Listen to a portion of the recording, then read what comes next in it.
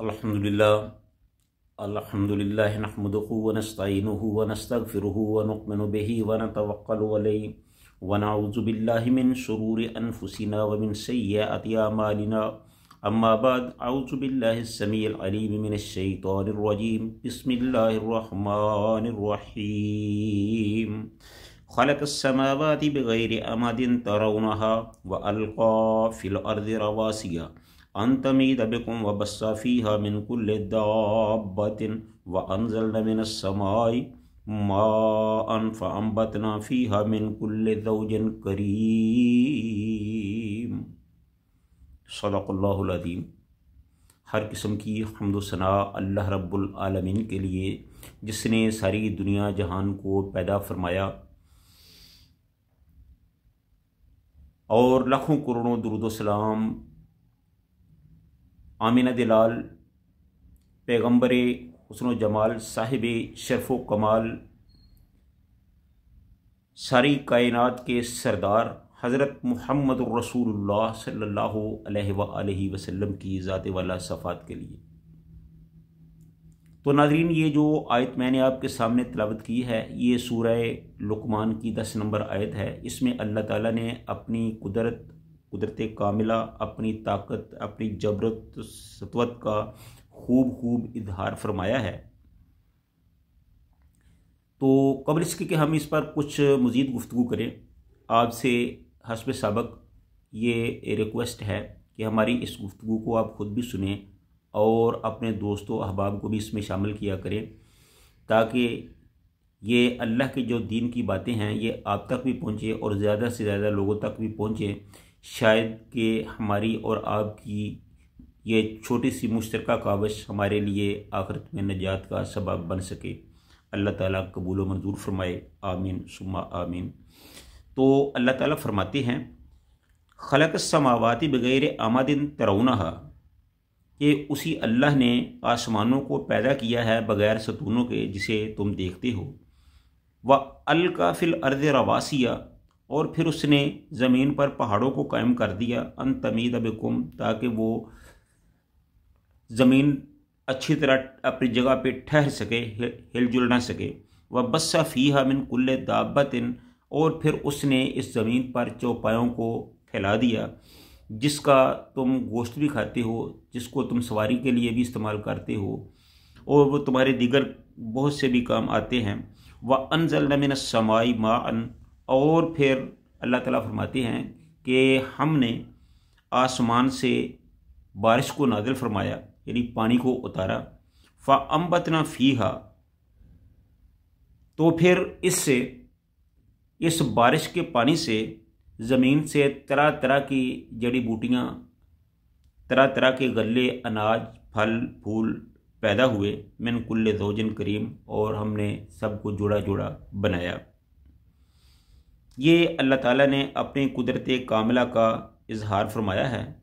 अब हम इसकी जो तफसीर है वो आपके सामने बयान करेंगे।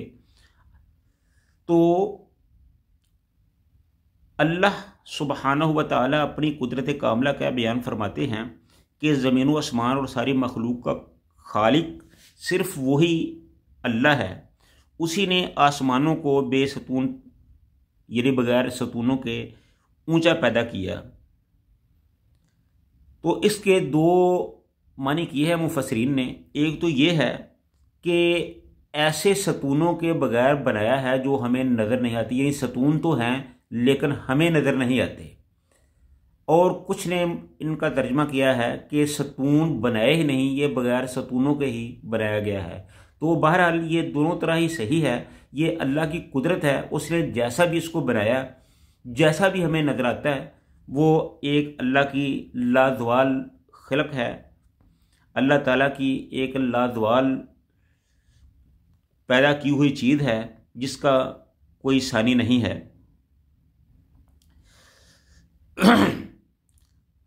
तो ज़मीन को मजबूत करने के लिए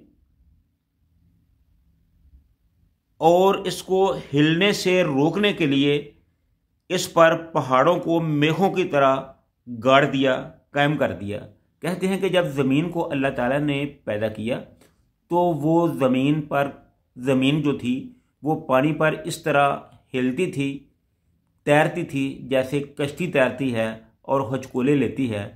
تو ایسی صورت میں نہ تو زمین پر رہا جا سکتا ہے، نہ کوئی تعمیرات کی جا سکتی ہیں، نہ کھیتی باڑی کی جا سکتی ہے، نہ کوئی کارخانہ بنایا جا سکتا ہے۔ یعنی انسان اس حالت میں اس پر نہیں رہ سکتا تھا، جس کے بعد اللہ تعالیٰ نے اس پر پہاڑوں کو بنا دیا، میخوں کی طرح گاڑ دیا، جس کی وزن کی وجہ سے، مضبوطی کی وجہ سے زمین اپنی جگہ پر ساکن اور ثابت ہو گئی، جس کے بعد یہ زمین جو تھی انسانوں سے آباد کر دی گئی۔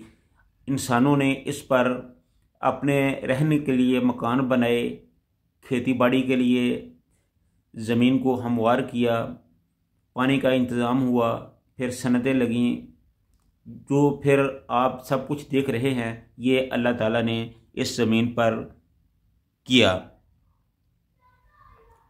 تو ان پہاڑوں کا پیدا کرنے کا جو مقصد ہے وہ یہی ہے کہ زمین جنبش یا زلزلے سے بچی رہے۔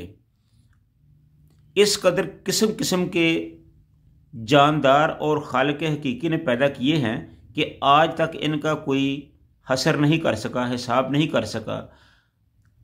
اپنا خالق اور اخلق ہونا بیان فرما کر اب رازق اور رزاق ہونا بیان فرمایا ہے کہ آسمان سے بارش کو اتار کر زمین میں طرح طرح کی پیداوار اگا دی، جو دیکھنے میں خوش منظر، کھانے میں بے ضرر، نفع میں بہت بہتر ہے۔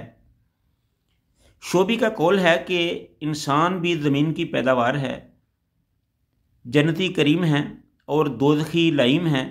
اللہ کی یہ ساری مخلوق تو تمہارے سامنے ہے، اب جنہیں تم اس کے سوا پوجتے ہو ذرا بتاؤ تو ان کی مخلوق کہاں ہے، انہوں نے کیا بنایا ہے، کہاں کچھ پیدا کیا ہے؟ جب نہیں ہے تو وہ خالق نہیں ہے۔ اللہ ہی خالق ہے، اللہ ہی مالک ہے، تو جو خالق ہے وہی معبود ہے، تو پھر اللہ کے سوا کوئی عبادت کے لائق نہیں ہو سکتا، وہی معبود ہے، اسی کی عبادت کی جائے گی۔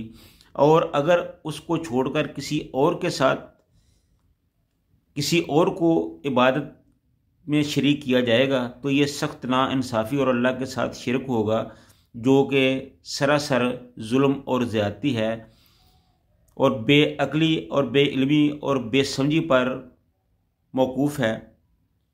اور اس سے بڑا اور بیوقوف کون ہو سکتا ہے جو اللہ کو چھوڑ کر کسی اور کو معبود بنا لے؟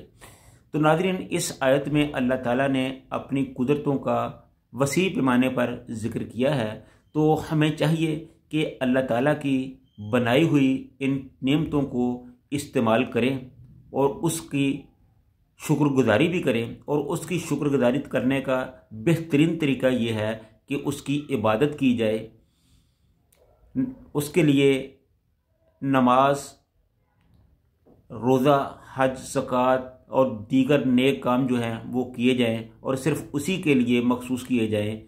تو اسی کے لیے ہماری بہتری ہے، اور اسی میں ہماری آخرت میں جو ہے وہ کامیابی ہے۔ اللہ تعالی ہم سب کو قرآن و سنت پر عمل کرنے کی توفیق عطا فرمائے۔ وآخر دعوانا ان الحمد للہ رب العالمین۔